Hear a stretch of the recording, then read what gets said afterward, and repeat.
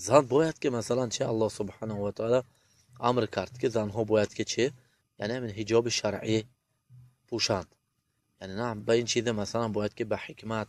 به ملایمی یعنی زنها به چه تعلیم داده شود که همین حجاب های شرعی چه خداشون یعنی چه لازم دارن. یعنی این طبعا بچه میشدین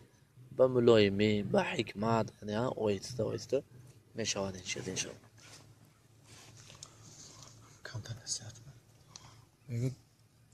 اویلم گامگرانی میکند بعد برابرم سنی منه که تو حتی که دست میبردارد من به میگه خیلی خطوگی من هم بعضی وقت میشد بعضی وقت نه. اویله دست به مرد دارد نه یا این نه حد یعنی زن نه زن این مرد مثلا خیلی گاب میزنه مرد گاب بگرنه زن میزنه نه مرد میزنه الا کلود مثلا بعض زنها که بعد بروی زنش میچسبه بعد بروی شوهرش میچسبد کن میزنه یک زنه نه بسیار هم به التماس کرد که اوی حقوق که شوهر مثلا میزان ها این چیز یعنی این چیز از کجا اومده پیدا میشد یعنی عدم مثلا یعنی چی گفتیم حقوق زن و مرد مثلا نفهمیدن یعنی برای هم باید که مثلا چه مردها حق زنهای دونن و زنها حق کیای دونن حق مردهای دونن ها هر یکی اینها بر یکدیگر چه حق دارن. یعنی حق مثلا زنها مردها باید که حق زنهای فهمن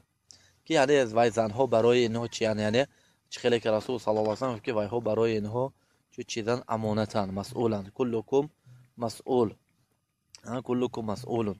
مسئولون یعنی هر کس مثلا مسئول از اویلش مثلا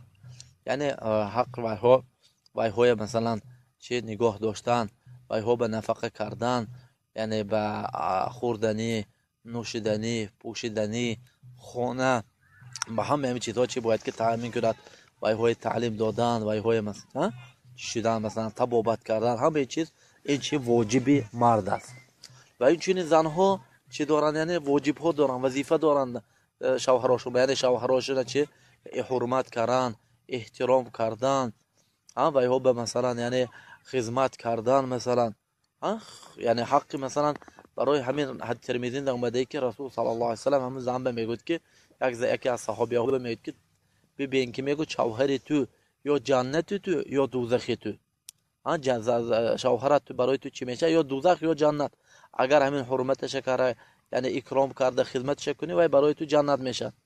یعنی به سبب سبب تو جنت به میدروی به همین سبب چی میشه یعنی جنت به میدروی و اگر نه چی میشه به این سبب تو جهنم به میدروی. اما این گفتگوتون یعنی این زنی که بعد شوهرش دست میبردارد یعنی علامت بدبختی اعوذ بالله باید که این چیز توبه کند مثلا این چیز مثلا یعنی تماما یعنی عقل و منطق به طور نمی اومده که چیز یعنی این چیز